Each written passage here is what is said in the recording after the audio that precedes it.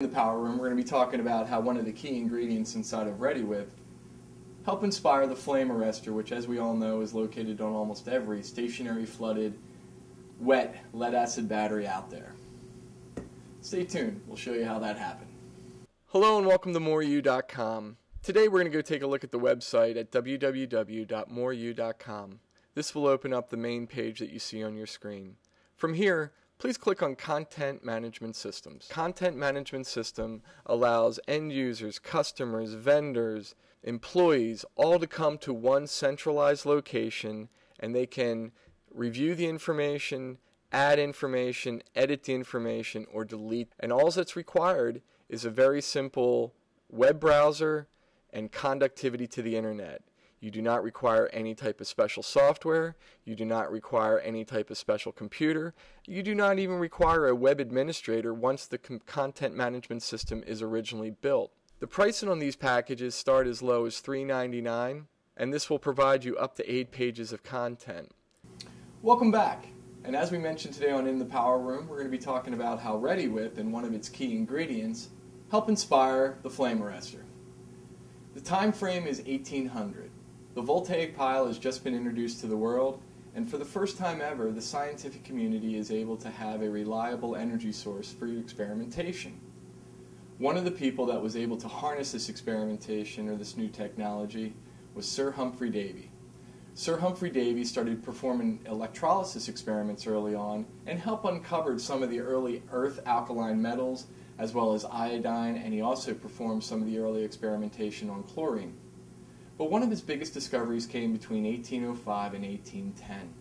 During this period of time, Sir Humphry Davy was working at the Pneumatic Institute of Bristol in England, and him and his buddies, James Watt, who happens to be the father of power,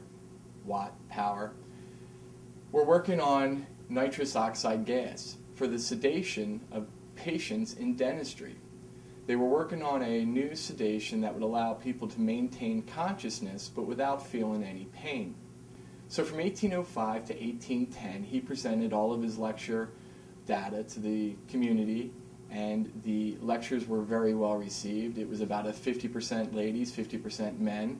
And during his lectures, he would be able to provide not only the results to his experiments, but Sir Humphry Davy also provided everybody in the audience free nitrous oxide, or laughing gas.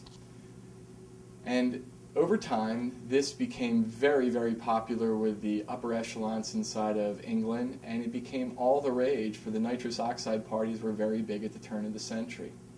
One of the things that this lecture series did promote was in 1815, Sir Humphry Davy discovered the Davy Lamp. And the Davy Lamp allows miners to work around flammable gases such as methane for the first time ever. And the way that he was able to do that was he was able to take a standard lantern where there was a flame with the energy source being basically standard vegetable oil, and he discovered that if he put a very fine mesh steel screen around that lantern, he was able to allow that lantern to go into an area with methane gas without igniting it. And the reason for that is because the fine mesh screen would basically cool the flame as it would leave the cell or leave the lantern, and it would not ignite the hydrogen or the methane on the outside. This is the exact same principle that's used by the battery industry for flame arrestors, which, as we all know, a flame arrestor does not diffuse hydrogen gas.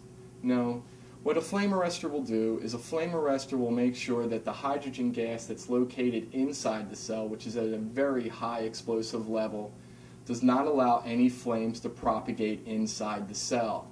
That's the purpose of the flame arrestor. It will basically cool any flame as it goes through, and it will not ignite the hydrogen inside the cell. Conversely, when you look at a flame arrestor, there is a porous ceramic. This porous ceramic would be the exact same thing as that fine mesh steel screen that Sir Humphry Davy put around the early lanterns for his Davy Lamp. The one thing that this Sir Humphry Davy and the Davy Lamp does do is allows oxygen to come in and out so the flame can still breathe. This is also true for a flame arrestor in a battery application, because the hydrogen gas still has to breathe. It is not designed to keep pressure inside of that unit. It's not a valve-regulated lead-acid battery. These are flooded, stationary, or wet products. And these are designed to allow that hydrogen to come out so this unit can breathe. That's the reason why when you're designing your battery rooms for large stationary flooded wet applications, you are supposed to have approximately 4 changes in air over a 1-hour period. The reason for that is to keep your hydrogen explosive level at a very low level in the event if there is any flames or sparks or anything like that, so you don't have any problems in your power room. But that's the history of how nitrous oxide helped inspire the flame arrestor. Thanks a lot. I'm Mike Moore for In the Power Room. Stay tuned for future episodes.